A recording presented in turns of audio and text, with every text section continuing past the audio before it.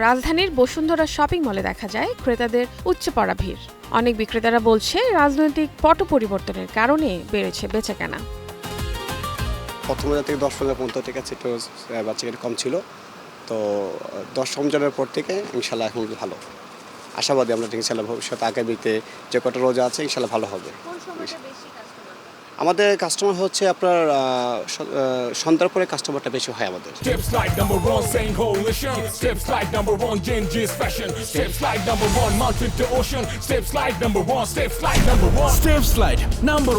আলহামদুলিল্লাহ গত বছরের থেকে আমাদের এই বছরের তুলনামূলক ভালোই চলছে, বাট আমাদের 10 রোজার পর থেকে একটু ভালোই। এখন 10 রোজার আগে ড্যাম গেছে, আমাদের ভালোভাবে চলে নাই আর কি। দোকানের যত ক্রেতারা আসছে হালকা পাতলা চলে গেছে, বাট এখন আলহামদুলিল্লাহ 12 রমজানের পর থেকে চলতেছে।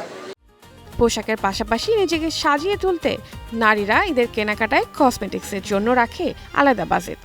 জামা কাপড় হয়ে গেছে, এখন তো কসমেটিক্স বাকি আর এক্সট্রা অর্ডিনারি অন্যগুলো একটু বাকি। এগুলো এই জন্য আসছি যে ঘুরে দেখি কোনটা ভাল লাগে, কি ভাল লাগে, আর এখানে তো ভালো সব পাওয়া যায়, এই জন্যই আসা। এদিকে বাচ্চাদের পোশাকের দোকানগুলোতে বেশি ভিড় দেখা যায়। বাচ্চাদের নতুন পোশাক, পাহাড়ি রঙের গাউন, ফ্রক এবং আরামদায়ক সুতি জামা বিক্রি হচ্ছে বেশি। গত কয়েকদিনের তুলনায় আজ বিক্রি কিছুটা বেশি। অন্যদিকে ক্রেতাদের অভিযোগ, অন্যান্য বছরের তুলনায় এবার পোশাকের দাম কিছুটা চড়া।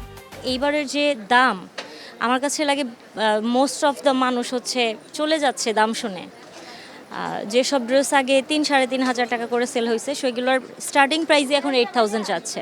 প্রথমত আগে আমার বেবি ড্রেসটাই নিতে এসেছি, তো ওর জন্য একটা ড্রেস সিলেক্ট করেছি, এখন বাকি আরও 3-4টা নেবো, তো সেগুলোই দেখছি। জুতা, ব্যাগ, জামা কিনবো। শপিং তো সবসময় হয়, ঈদের রোজার আগেও শপিং হয়েছে, তাই বলে ঈদেরটা তো না দিলে হচ্ছে না। তো কাপড় চোপড় নিলাম, বাচ্চাদের জন্য পাঞ্জাবি, আমার জন্য পাঞ্জাবি, ওর জন্য 3 পিস, আবার সবার জন্য স্যান্ডেল নিলাম এফএক্স থেকে, পাঞ্জাবি নিলাম আড়ং থেকেও নিছি, আবার জেন্টাল পার্ক থেকেও নিছি। আমাদেরগুলা আজকে ঈদের মোটামুটি শেষ আলহামদুলিল্লাহ। ক্রেতাদের ঝামেলাহীন পরিবেশ ও নিরাপত্তা নিশ্চিতে মোতায়েন করা হয়েছে অতিরিক্ত পুলিশ। পাশাপাশি বিপণী বিতানগুলোতে বাড়ানো হয়েছে নজরদারি। Ayesha Tumpa, one news, Dhaka.